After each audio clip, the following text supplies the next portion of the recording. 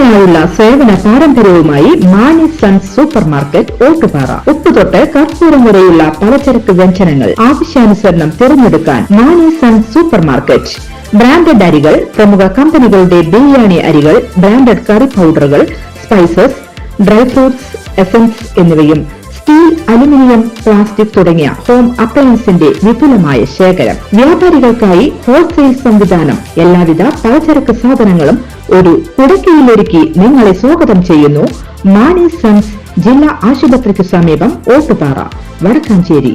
Phone number 9072303443 8078417443. കേരളത്തിലെ പൊതുമേഖലാ സ്ഥാപനങ്ങളുടെ വിറ്റുവരവ് ആദ്യമായി 5000 കോടിക്ക് മുകളിലായെന്നും ഇത് അഭിമാനകരമായ നേട്ടമാണെന്നും മന്ത്രി പി രാജീവ് പറഞ്ഞു.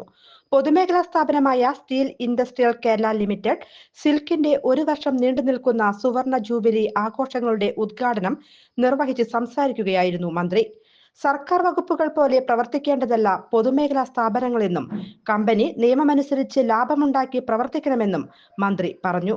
ഇതിന് സർക്കാർ ആവശ്യമായ പിന്തുണ നൽകുന്നുണ്ടെന്നും മന്ത്രി പറഞ്ഞു. കരാറുകൾ കിട്ടിക്കഴിഞ്ഞാൽ കൃത്യസമയത്ത് ക്വാളിറ്റിയോടുകൂടി ഇതുവരെ നിങ്ങൾ ദൗത്യം നിർവഹിച്ചിട്ടുണ്ട്. അതിനി മുന്നോട്ട് കൊണ്ടുപോകാൻ കഴിയട്ടെ. തൊഴിലാളികളും പല ബുദ്ധിമുട്ടുകളൊക്കെ ഉണ്ടെങ്കിലും സ്ഥാപനത്തിന്റെ പൊതു താല്പര്യത്തിന് വേണ്ടി അവരും നിലകൊണ്ടിട്ടുണ്ട്. അതിനനുസൃതമായി അവരുടെ ജീവിതത്തിലും പുതിയ മാറ്റങ്ങൾക്ക് സഹായകരമാകുന്നത് കമ്പനി ലാഭകരമാകുന്ന കൂട്ടത്തിൽ തന്നെ, ലാഭം വർദ്ധിപ്പിക്കുന്ന കൂട്ടത്തിൽ തന്നെ അത്തരം കാര്യങ്ങളിലും അനുകൂലമായ തീരുമാനങ്ങൾ ഉണ്ടാകും എന്ന് കൂടി സൂചിപ്പിച്ചുകൊണ്ട് സ്റ്റീൽ ഇൻഡസ്ട്രീസ് കേരള ലിമിറ്റഡ് സിൽക്കിന്റെ ഈ സുവർണ ജൂബിലി ആഘോഷങ്ങൾ ഉദ്ഘാടനം ചെയ്ത് അറിയിച്ച് വാക്കുകൾ അവസാനിപ്പിക്കുന്നു. എല്ലാവർക്കും നന്ദി, നമസ്കാരം. PP ചിത്തരഞ്ജൻ MLA അധ്യക്ഷത വഹിച്ചു. Silk chairman advocate Muhammad Iqbal, managing director TG Ullas Kumar, general manager Shiny Jose Tharayil എന്നിവർ പങ്കെടുത്തു. News desk any time news. കൂടുതൽ വാർത്തകൾക്ക് ഞങ്ങളുടെ ചാനൽ സബ്സ്ക്രൈബ് ചെയ്യുക. ഫേസ്ബുക്ക് ഫോളോ അപ്പ് ചെയ്യുക. വാർത്തകൾ വേഗത്തിലറിയാൻ എനി ടൈം ന്യൂസ്.